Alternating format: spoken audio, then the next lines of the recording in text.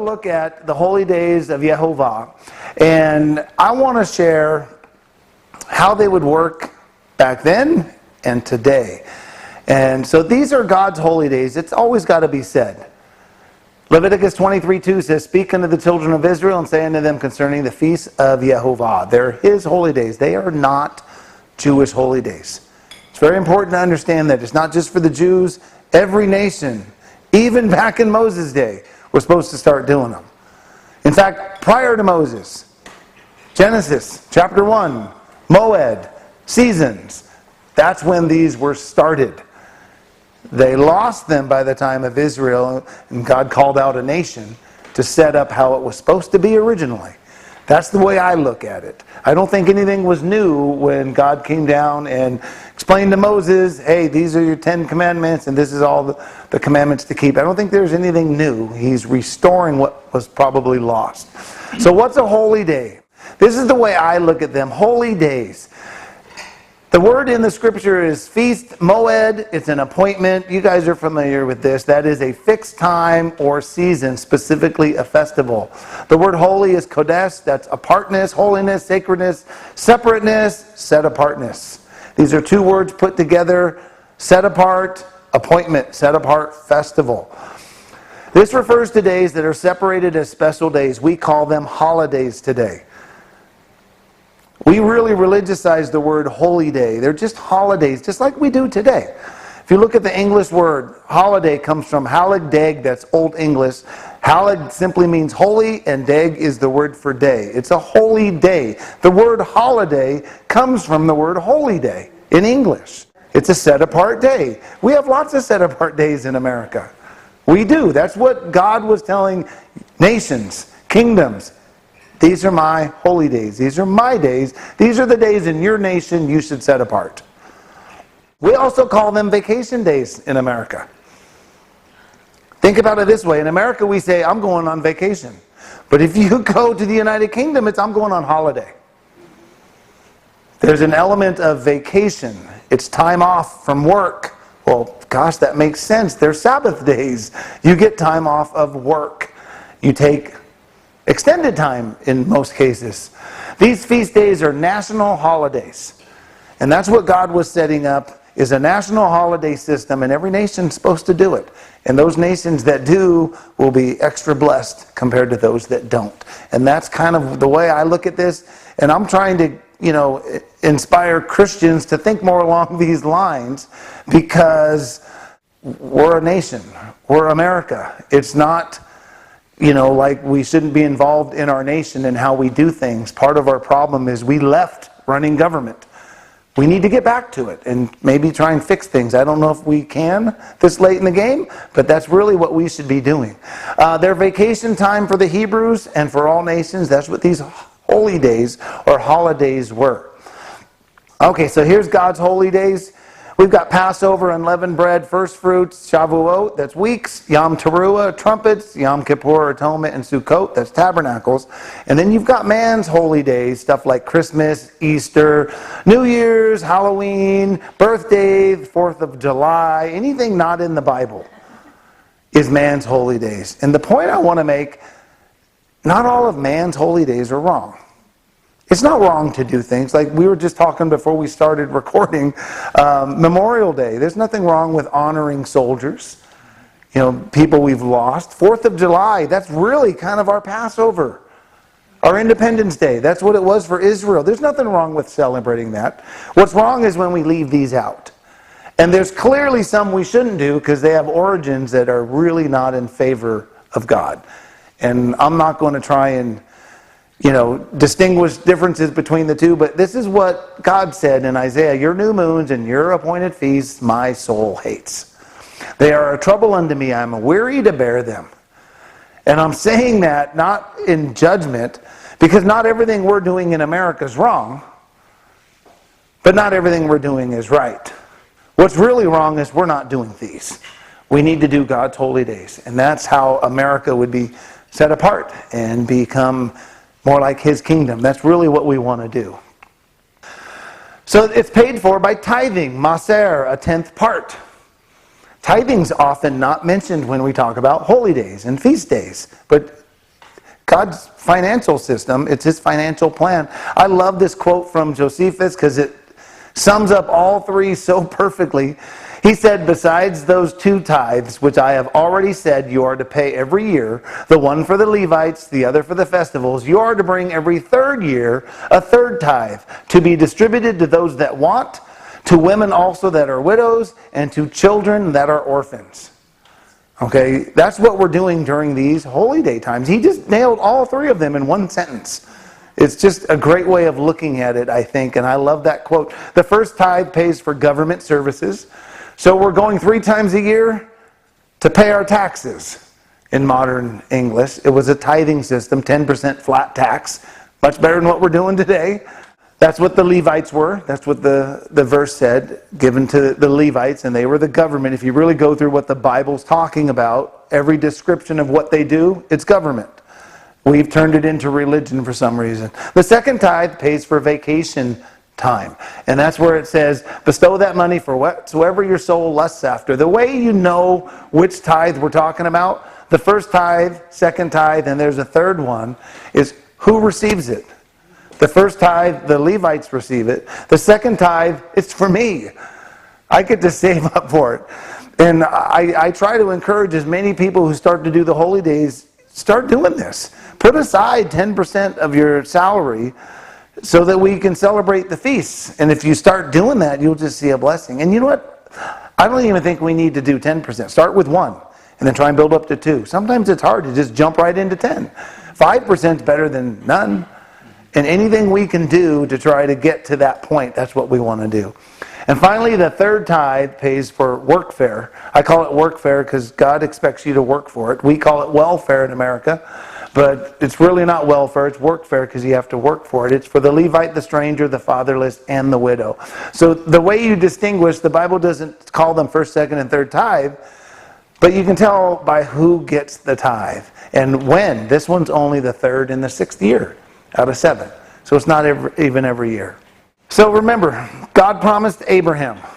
He made a promise, and this is often overlooked. Paul mentioned, we forget about this one. He said he'd be a father of many nations, but we always focus on one. But he's the father of many nations, not just one. It's not just Israel. Israel's the example. God's plan was for Israel to grow, and they did. He said, when Jehovah your God shall enlarge your border, then things are going to change. And I'm not going to get into detail on that, but there's a lot of things that are acceptable once you get too big that we think aren't acceptable for some reason. And it's really important to understand that. That growth started very early for Moses. Right at the beginning of the covenant. The covenant started in Exodus 19. This is Exodus 18. Jethro told him, hey, make rulers of thousands, rulers of hundreds, rulers of 50s, and rulers of 10s. They were to judge the people. This was the priesthood being started right here before the covenant. Remember, the Exodus contained between 2 and 2.5 million people. Everyone could not fit at the tabernacle. That many wouldn't even fit at the temple. It's just not possible. This system spread. And that's something that's very important to be able to understand these days. So the feasts, they're 3 times a year. Very clearly said in the scripture. At the place where Jehovah put his name. But this was the location of the tabernacle, which later became the temple. The tabernacle was a system that tiered throughout Israel. It's very important to understand this. It wasn't just at the temple. It spread everywhere. Philo mentions that. He talks about doing the feasts in Alexandria, but they sent their taxes, their tithes, to the temple. Paul mentioned it in 1 Corinthians as well. The altars of earth were in the gates of the city. This is where it tiered down to. So we keep thinking, oh, we can't do all these here, but we can. That's exactly the way ancient Israel did this system. And honestly, at the time of the tabernacle, there really weren't gates of the cities. The whole thing was moving, but their altars were still there. And the Bible clearly describes this. Samuel, he did offerings at many different locations, the Bible describes, and set up. But when he was finally done, he went to his hometown. I think it was Bethel. He built an altar there while the tabernacle was somewhere else. And God didn't have a problem with it. But we tend to think that way today for some reason. It was located in what we'd call town center or civic center or city hall. That's what the tabernacle really is. And that's why I want to share some quotes. It's called the seat of the government. In local government, a city hall, town hall, civic center is a municipal building. It's the chief administrative building of a city, town, or other municipality. It usually houses the city or town council and its associated departments and employees. You might call it City Hall. This is New York. New York City Hall is the seat of the New York City government, is located at the center of City Hall in the Civic Center. There's another word we use for this area. It might be called the Civic Center. A civic center is a prominent land area within a community that is constructed to be its focal point or center. It's the center of the city. You might call it a town square. These are all terms for the same thing that we use today. A town square is an open public space commonly found in the heart of a traditional town used for community gatherings. Sound like a feast yet? It's used for community gatherings. We used to do this stuff, you guys. Remember, God was building a nation. He built the tabernacle. He started out with the seat of the government in the center of all the tents, just like we build our cities today.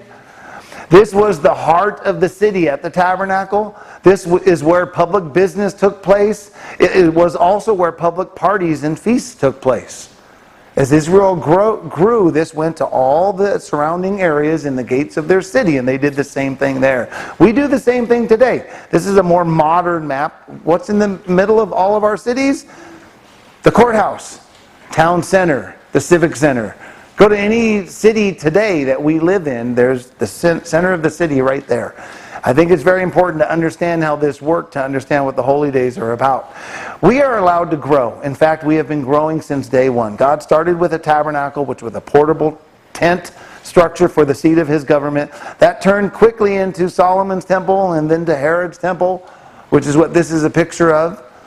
All of these things are what God was planning to do. I shared the verse when God expands their border.